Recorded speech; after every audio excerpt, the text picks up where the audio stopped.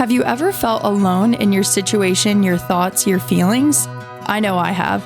Maybe you feel like you just can't get it right, or there's so much of you that needs to be fixed. Just like Jesus would, I'm inviting your messiness and brokenness here in this space. Seriously, I want you to feel like this is your living room where you come as you are and we unpack our stories so that God can heal and redeem them.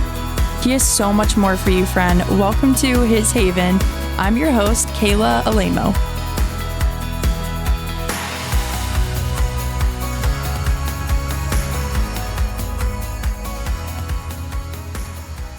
Yay! I'm so excited you are tuning into today's podcast episode. Today, I have my friend Torie here with me. I am so excited for you guys to hear some of her story. Today, she's actually going to share her miscarriage story. And so if this is a topic that triggers you, if it's something that makes you feel uncomfortable, you do not have to listen to it. We just wanted to give a little disclaimer before we started. But if you know her, she is such a joy to be around. She will definitely make you laugh. She also does hair if you're trying to get your hair done. And she's just unapologetically herself, which I just love so much about her. So Torie, welcome to the podcast. Hi, thanks for having me. I'm so excited to do this. Me too. All right, so can you tell us a little bit about you and your background? So my name is Torie Boston. I am a mom of 3, a wife to my husband, Chris. I'm a hairstylist. I love Jesus. Hey. I belong to a lot of clubs that no one wants to be in. Wait, what do you mean? I've always said that as my story as a mom unfolded, that I started joining these clubs that nobody wants to be in. Like what's one of them? Infertility club. Okay. The endometriosis club. Gotcha. The miscarriage club. The NICU club. The my water broke way too early club. Guys, she has gone clubs. through it. Oh my goodness. Yeah. Yeah. So I'm in a lot of clubs that no one wants to be in, but I'm in a lot of clubs that people want to be into, Yeah.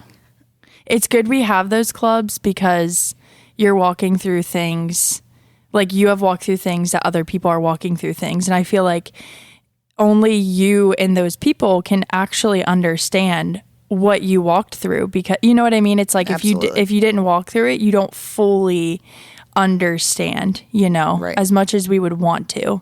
Yes. So can you tell us a little bit about your miscarriage story?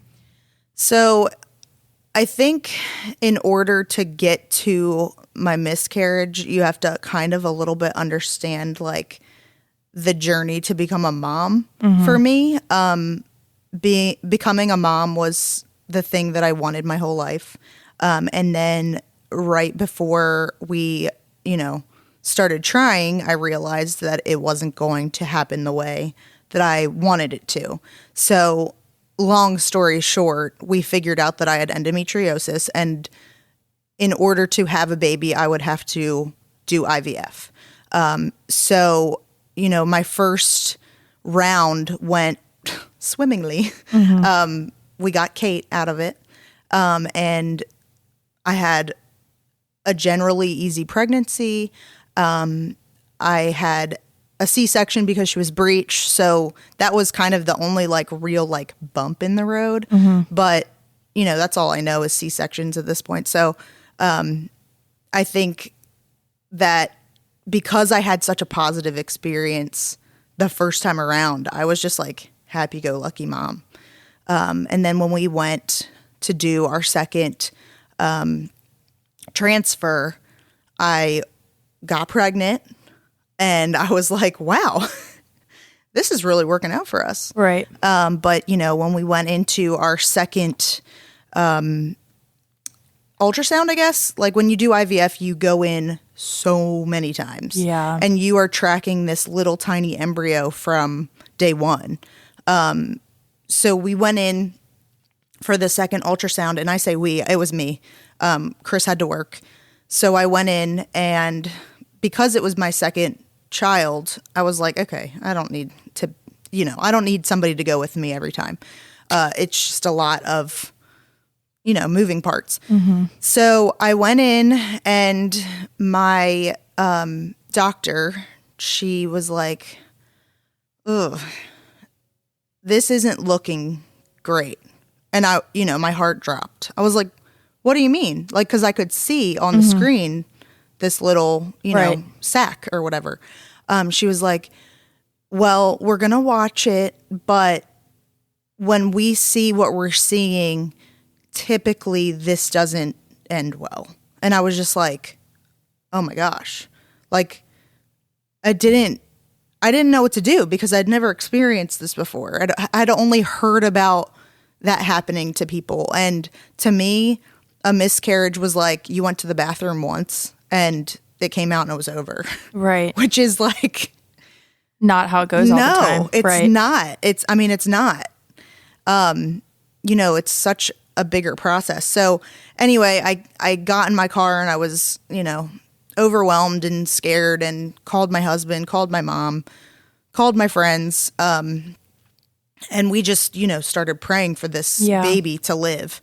And I really did have like such like hope. But at the same time, like, I wanted to put my mind in a place of like, I didn't want to be like totally shattered. Right. You're like, I want to have hope, but I also know that there could be a different outcome. And what if that happens? Yes. Yeah.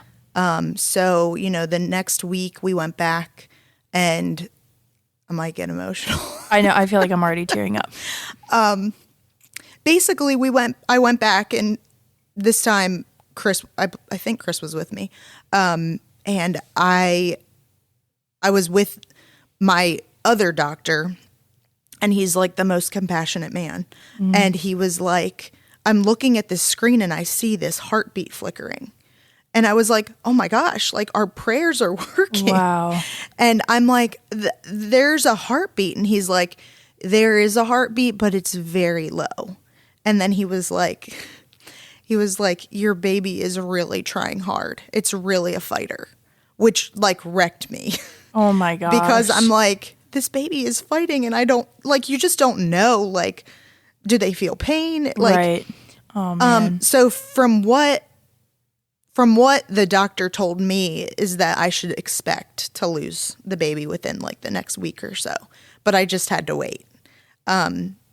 Luckily for me, the doctor, he's a Catholic man, and he does not perform any type of intervention to just like make the pregnancy go away. Right.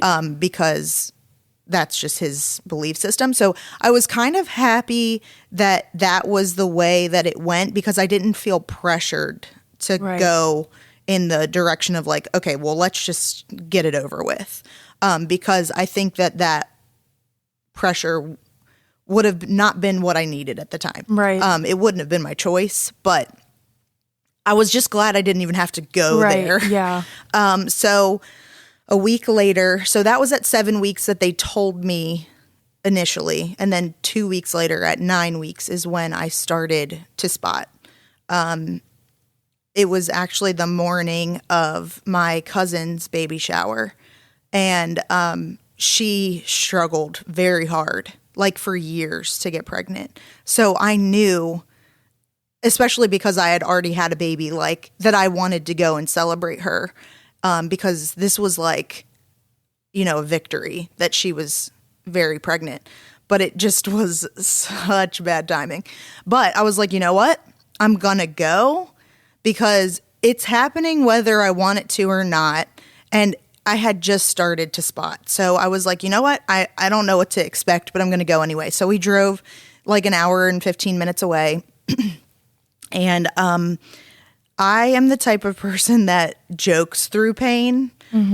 So on and off, I'm totally inappropriate in these circumstances because that's where I'm comfortable. I'm comfortable making the joke that like, obviously this isn't going the way we want it to. But I joked with my aunts on and off the whole time, and they were like, "Oh my gosh!" Like some people don't know how to take that because it's uncomfortable, but for me, it was comfortable. So we got towards the end of the baby shower, and my bleeding had ramped up, and I was like, "Mom, I think we need to go." I had started to cramp, and the most beautiful thing happened on the way home. So I'm uncomfortable. My mom's driving, and I look out the front window, and I'm like, "Mom, do you see that?" It was this tiny, almost like square of a rainbow. And I was like, "Do you see that?" And she was like, "Yeah, I see it." I started to cry, and I was like, "I think my baby just went to heaven." And she's crying, and she's like, "You need to take a picture."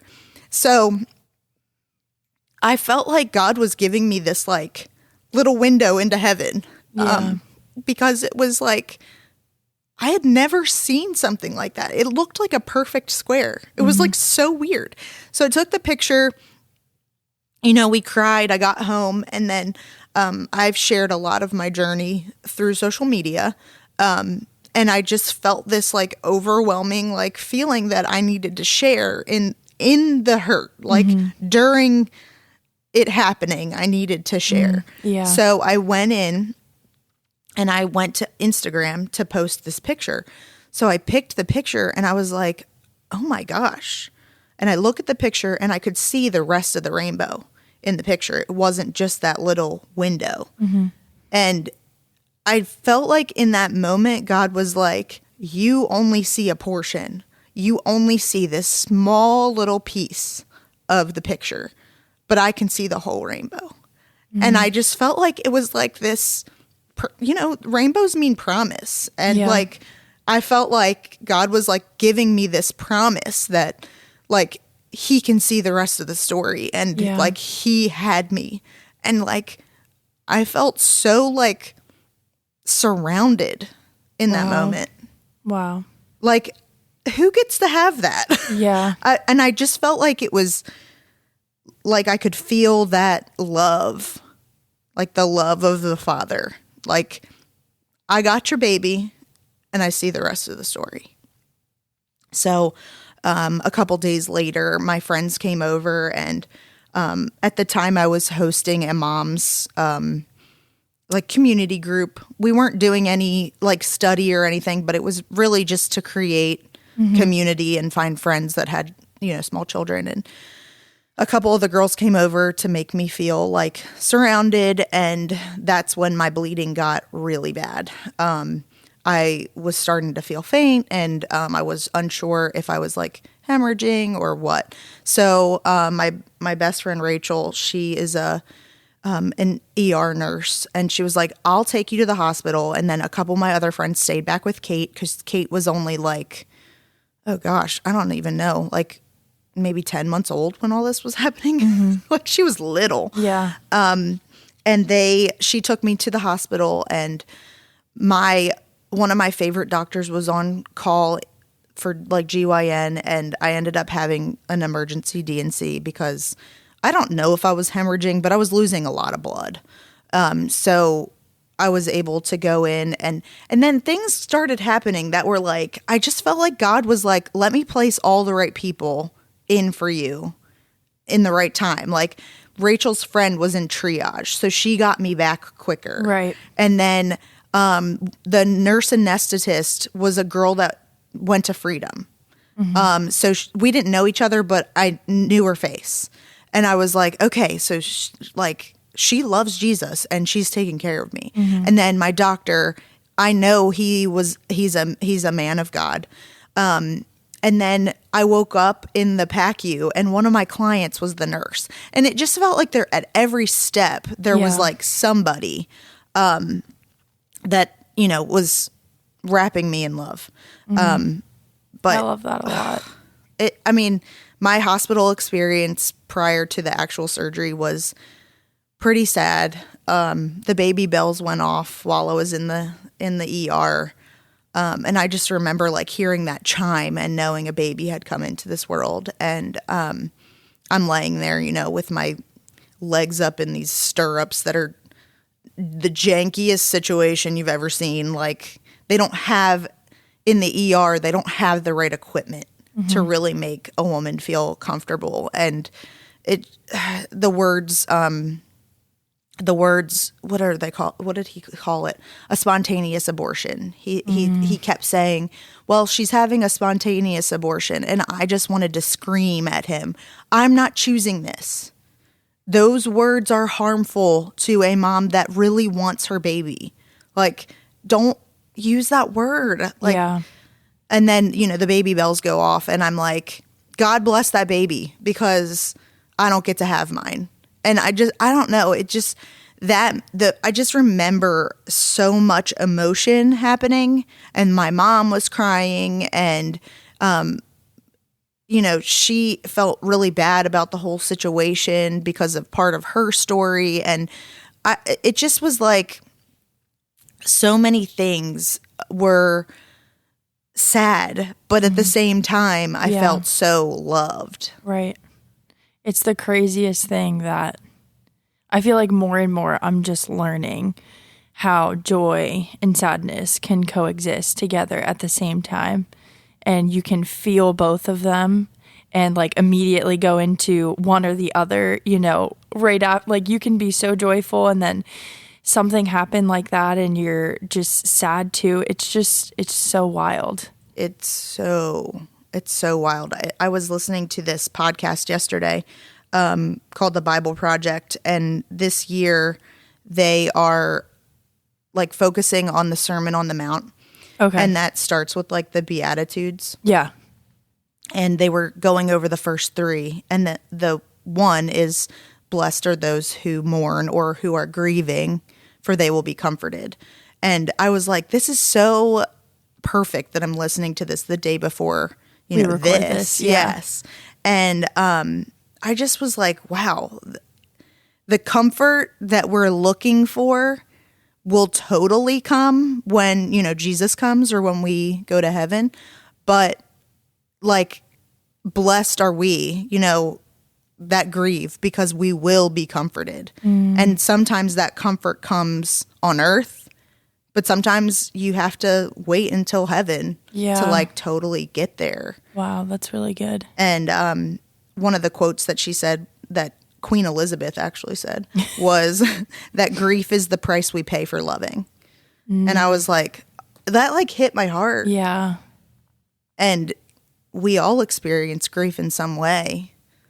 I just happen to be one of those people that avoids grief at all costs. Yeah. And that part of my story, you know, kind of came about with some counseling and some, you know, prayer and some healing. And I do feel like I am at a place where I can talk about my miscarriage and not get like totally emotional. Like I still every once in a while have those moments of pain about it, but I do feel healing. Yeah.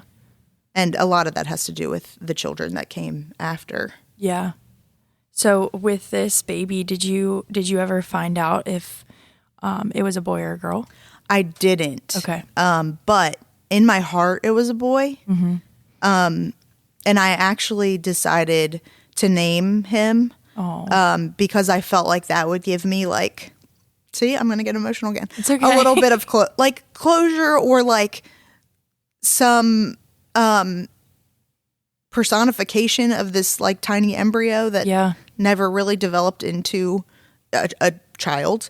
And so when I was coming up with like a name, I thought back to when my doctor said that this baby is really fighting. And so I looked up names that meant fighter. And there were a few, but the one that stuck out to me was Caden. And it's not a name that I would have ever used for my like living child. Yeah. But I think because it meant fighter, it felt like it was right. Yeah. And my kids, like especially Kate, they refer to Caden. Wow. We have a wind chime in our backyard that was sent to us by a group called Untold Stories that is a local to like Maryland group and support group for women that have lost a baby through miscarriage or stillbirth or even like an infant. And they have been unbelievable. And they sent me that wind chime, I think right around my due date or maybe a year later, something like that. And that when I see that in the yard, I'm like, okay, they're like, when the wind blows, it's just like a little reminder that he's up in heaven, just, you know, hanging out with Jesus. I love that. I love that a lot. I feel like I can't say for sure, but maybe not everyone would think to do that, think to name their baby, especially if they don't know what the gender is. And I remember when I had my miscarriage like 4 or 5 years ago, and I walked through that, and God took me and is still taking me through healing things of that.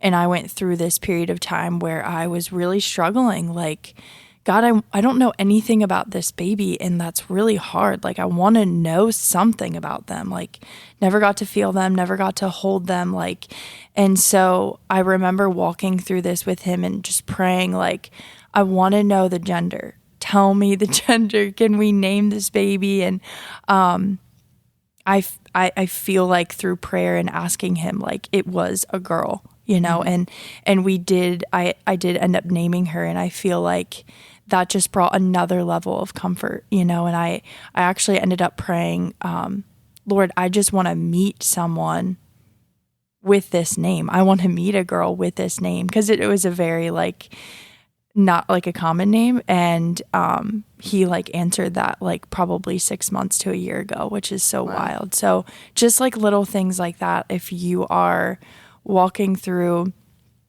a miscarriage or you've had a miscarriage and it's been years, like, God can still take you through this journey of healing. And I'm not sure if it ever really has like an end point. I don't really know. It might just be this forever thing that he just takes you through cycles, you know, and will heal you in different ways. But that is something that I think people can find comfort in. So thanks for sharing that. Absolutely. I think, you know, I've heard people say that grief isn't linear. And it does come and go. It like ebbs and flows. And the other day I was actually sitting on my couch and my boys were playing in the room, and it was so weird. Out of the corner of my eye, like my peripheral vision, I thought I saw somebody sitting like on the end of the couch. And I like looked over real quick, and obviously nothing was there, but I got this like visual in my mind of this little boy sitting and watching the show. Wow. And I just was like, that was weird. And, you know, Caden came to mind. And, you know, Ty came, you know, so quick after my miscarriage that sometimes I think about, like, I wouldn't have Ty turning 5 in September if Caden came. And it is one of those things that you almost are like, well, I wouldn't trade what I have now, you know, to go back. But it is weird to think of them being, you know, in your family. Yeah. Because I did IVF, Ty may still be here because he was already like created and frozen, which is real weird. But he wouldn't be turning 5. And later that day, I saw on Facebook that one of my friends had posted that she had had a miscarriage. And it was like so weird that I had that same experience in the same day. And I really do believe that like God gives you those like little, you know, nuggets. Yeah. Yeah. So that you can remember the pain. Yeah. So that you can be there for someone else. I don't find myself to be like a super naturally empathetic person. I have to try at empathy and compassion, which sounds like really bad, but it's almost just not like so natural. So sometimes I think like, you know, I'm belonging to all these like clubs that no one wants to be in so that I can have a natural empathy for it because I've been there. Right. And I'm like, okay, God, can we get no more new bad clubs, please? Yeah, no more clubs. So, a question I wanted to ask you too, like after this miscarriage, you were pregnant with Ty. So I feel like when people experience miscarriage and then they're pregnant again, there's a lot of feels that can go into that. How do you feel like that miscarriage affected your pregnancy afterwards? So I'm a person that wants what they want. So I didn't let it deter me as far as going for it. Okay. And obviously IVF, like, you know, you're setting a date and a time and doing all kinds of shots in order to go through it again. But at this point I had a track record of getting pregnant. You know, I was 2 for 2. So I went into IVF, you know, transfer number 3 with hope. But I was jaded. I was scared. I was just nervous that, you know, okay, so if I get pregnant, am I going to stay pregnant? And then, you know, I think I was like 9 or 10 weeks pregnant with Ty, and I started to bleed at work. And I'm not talking like a little spot. It was like a lot. I've always been pretty candid with, you know, the information, which is why there's a trigger warning. But, right. You know, I was bleeding a lot. And I came out of the bathroom and I was full on in tears. And my manager was there and she was like, what's going on? What's happening? I was like, I don't know. I think I'm losing my baby. And she was like, go home. She like called, you know, everybody took over. They called my book. At the time, Shady Grove, which is the IVF clinic that I used, they were still in Bel Air at that time. And they were literally like, you know, one road over from my work. So I was able to go in and immediately be seen. And I remember going in and being like, I'm miscarrying again. Mm-hmm. And they were like, that's not necessarily true. Let's get an ultrasound.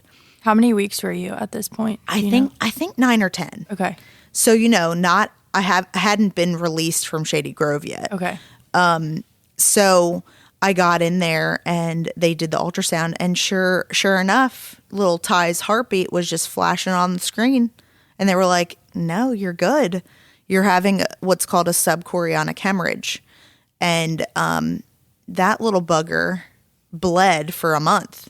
So basically a subchorionic hemorrhage is when there is like blood between the womb and your uterus. And sometimes it just gets reabsorbed and sometimes it bleeds. And obviously you know a lot of these things because of what you do. But I had never heard of it. And mine bled for a month. So every time I went to the bathroom, I was fearful for my baby's life. And that is actually like something that has stuck with me even till now. Not every time I go to the bathroom, but I'm always like nervous when I go to the bathroom. And I don't even have a uterus anymore. like what? There's nothing to be nervous about. Yeah. But it stuck with that you. Miscarriage really wrecked me. And then I ended up having my water broke at 28 weeks with Ty.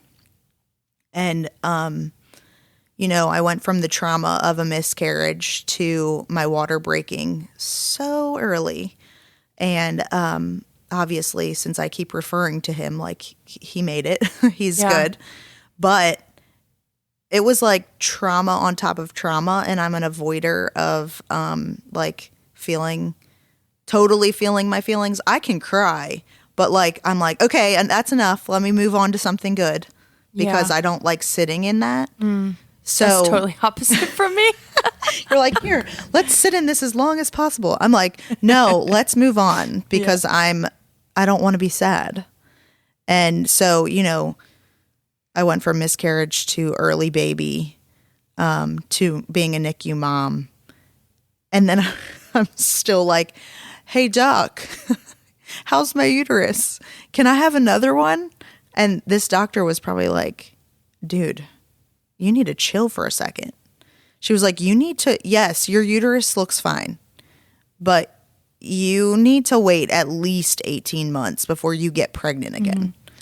That is so much to walk through. It is. Like emotionally, how do you feel like you were doing during that time? Like, do you feel like you were worried, you were anxious? Like during the pregnancy or? During the pregnancy after the miscarriage, yeah. Oh, like when you were pregnant with Ty during this time. Yeah, I was definitely. I was so worried through the whole thing.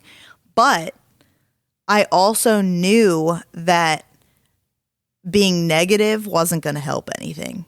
So I think I pushed past that and tried to be like my happy-go-lucky self, but kind of piled on top of the negative feelings of like, this could end badly again. Yeah. So like what was underneath? Like kind of like fake it till you make it. Yeah. But yeah, I mean, underneath the I'm going to smile through it was definitely fear. But sometimes the fake it till you make it, for me, like it works for the moment. Like it kind of, I kind of compartmentalize pretty well, like almost like dangerously well, to the point of just pretending that it's not a thing. And I think that in those moments, I was like, I'm going to get what I want, which is another baby. And I'm going to push all the negativity down until it's like deep enough that I'm not dealing with it. And I'm just going to pretend it's going to be good. And I can pretend until I believe it, which kind of sounds cuckoo, but it worked for me. I don't necessarily like suggest it. You were probably in survival mode. Oh, I mean, for sure. Like there's so many things that are coming at you. You have no control, and like, yeah. Yeah. Which is when, you know, I started after Ty was born. He was born in September of 2019. So I had a preemie that was, you know, I basically had quarantined us off until about January of 2020. And that's when we started doing things. And then we all know what happened in March of 2020. The world shut down. So I had a 6-month-old or so, and a 2-year-old in quarantine. And that's when things got crazy for me in my mind, because I very much struggled with postpartum rage. And that is one I feel like you don't hear a whole lot about. Yep. You hear a lot about, you know, anxiety and depression postpartum. But rage is one that people don't really talk much about, because you're like, please don't take my children away from me. You should come back on and we should just do a whole nother episode on all of that. Yeah. Honestly. But yeah, that was a struggle. So that's when therapy came into play, because I needed to start dealing with, you know, the negative feelings of my miscarriage. And I knew that I wanted another baby. Yeah. So I was like, okay, I need to be proactive. I need to start talking about these things with a counselor. And I don't want to have like panic moments, because I started to have a couple different times where I had like a mild panic attack associated with the miscarriage and, you know, preterm labor. Yeah. And I knew that I wanted another baby, And people were like, seriously, you went through all those things because Ty's birth was like dangerous. Like him and I could have met our maker that day. And people were like, wait, so you went back for another one? I was like, yeah, I like I said, I'm a person that I want what I want. And if that means I need to stuff my feelings until I get it, like that's what I did. Yeah. But I started to work through those feelings in order to not be panicking through my entire, fourth pregnancy. Yeah. So, the subsequent pregnancies after my miscarriage, they both were so scary. And even like with Max, like I had the fear of miscarriage, and then it was topped with, oh my gosh, what if he comes even earlier than Ty did? What if he comes early and doesn't make it? Like, what am I gonna do?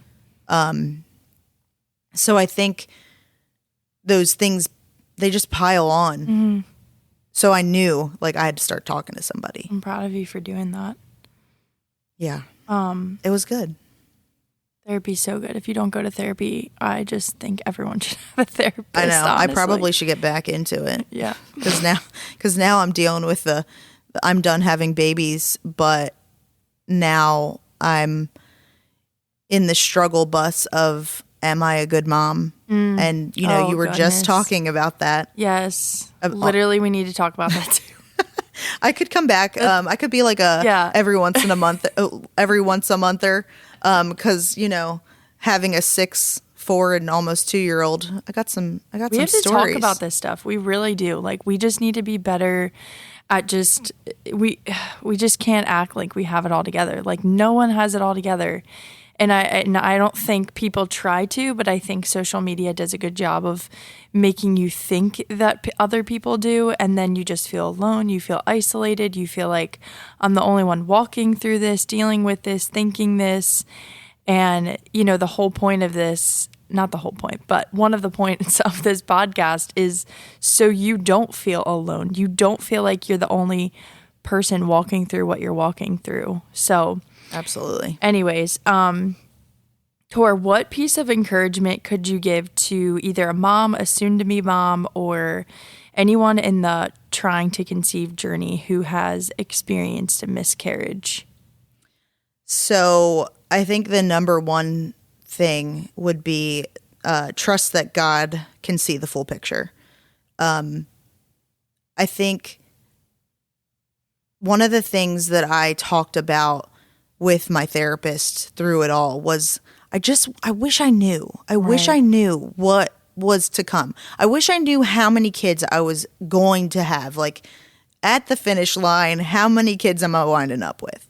Because I was just so nervous about not being able to control anything. Like I think with IVF, because it's such a controlled situation, it's not your traditional method of getting pregnant. I think it almost like tricked me into thinking like, okay, so you have 6 embryos, you're going to have 6 kids. That's just not how life happens. But trusting that God can see what your life is going to be and trusting that he's got it, under control. That's so good. I think your attitude is everything. Even though, like I said, my attitude about things may have been a little bit of a cover-up, but I found that having a positive attitude definitely made a difference. Even if it was, like, for me, it was real in the moment, even though there were all these, deeper things happening in my heart that I was just kind of, like, pushing aside. My attitude really was positive, which I think people were just like, I don't understand. Like, how are you doing this? Jesus. Literally, because that was the only thing that made sense. I I think finding something to divert your attention when you start to feel panicked is a huge one. I remember being at Sunday night church, and one of the songs, I don't even know what song it was, but I just remember it saying, "Turn your fear into praise." And I have like a Brandon Lake song. Probably. I have a hard time with the intangible. Like when people are like, "Give it to God." I'm like, what does that look like? Right. Like, give me the practical thing of that. What can I physically do? Yes. Because giving it to God isn't tangible. Like I can't hand him anything. Like physically be like, "Here, can you take this off my plate?" And it be like a physical thing. So when I heard that lyric of turning your fear into praise, I was like, okay, that is something that I can tangibly do. I can take a panicked moment or a fearful moment and sing a song. So I picked Egypt when I was pregnant with Max, because that year I had started reading Exodus, and I felt this connection to that story because I felt like I had been in my own personal Egypt, you know, with a miscarriage and then the craziness of an early birth. And I felt like, okay, God is going to take me out of this Egypt place. And so every time I went to the doctor with trying to get pregnant with Max, before they would come in the room, I'd be singing my song because I didn't want to get that panic, because there's a lot of trigger moments with speculums. There's a lot of trigger moments with an ultrasound. Yes. So, I mean, even putting your legs in those dang stirrups, it can be triggering. Right. Because there was so many times within those two, you know, things of my life where doing those physical things was bad. I mean, it was them telling me I was losing my baby. It was them telling me, you know, "Oh, you're having a baby like 10 weeks early." So turning my brain off to those things in that moment so that I wouldn't go into that panic attack. Right. And praising Jesus and being like, "You took me by the hand and took me out of Egypt. Like, and we're going to get through it." Yeah. That's so good. So maybe picking a Bible verse or picking a song that you can sing in those moments of like, oh, like I'm scared. Right. That's definitely one. And then my last little one is Find Your People. That's a book, by the way. You should really read it. It's by Jenny Allen. Yeah, You're welcome, Jenny. That book was a game changer for me. Yep. And finding the people that are in your inner circle to be able to be like, "Hey, I'm struggling." I mean, I was doing it yesterday. I was struggling with parenting. I mean, literally, it was literally what you were talking about in your stories, about feeling like you're not enough for your kids. And I was able to like spill that to my inner circle. Right. And I think that's it's important to have those people in your corner when you're trying to conceive or walking through a miscarriage or whatever it is, because you can't do life alone. Nope. And sometimes you need it to be someone other than like your husband or your mom.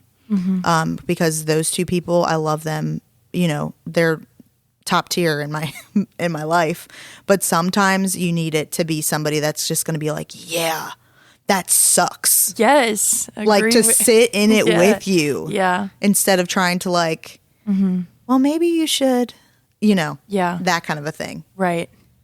Because moms and husbands so good. sometimes have a tendency to be like, well, so, you know, finding those people is definitely a suggestion. So thanks for giving us like practical things too. I really appreciate it. That's so helpful. I have to be practical because the whole like kind of willy-nilliness of, you know, the intangible, it doesn't work in my mind. Right. And I need like actual things that I can do. Well, thank you so much for coming on today. Seriously, you're welcome. such a blessing. I think we can just all take away that, like, God is good and he knows everything. And when you realize that and believe that he has already been where you haven't, like, there is so much comfort in knowing that he knows it all already. And so you don't have to know everything. You don't have to grab everything in your fist and keep them really tightly and keep control. But at the same time, like, we walk through really hard things in life. Like, this life throws really hard, very real things at us. And so we just pray that however you need to walk through that with God, that you do, that you don't, if you have pushed it down or whatever and haven't dealt with it, that you would bring it to him, that you would bring it to other people, that you would bring it to your inner circle of people so you can find healing in that area of your life. So we love you. We are thankful for you. Have a great day. Torie, I love you. Love you too. Okay, bye. Okay, bye. Thank you so much for tuning into His Haven podcast. I hope you walk away from it feeling seen and hopeful that God has so much more for you and you're not alone in your struggles. If you found this episode helpful, share it with a friend who you think it could speak to. And if you want to connect more, you can find me on Instagram at kayla.alamo and subscribe to my monthly newsletter in the show notes. See you next time, friend.